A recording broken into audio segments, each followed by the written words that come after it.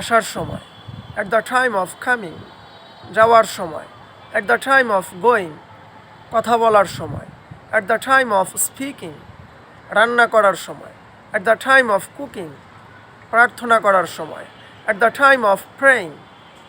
তো দর্শক, এই ছোটো বাক্যগুলোকে আপনারা আর একটু এলাবোরেট করতে চেষ্টা করুন। যেমন এখন বলতে পারেন, আসার সময় আমি তাকে দেখেছিলাম, at the time of coming I saw him. Going দিয়ে বানান এভাবে বলতে পারেন, যেমন স্কুলে যাওয়ার সময় সে দৌড়াচ্ছিল, at the time of going to school he or she was running.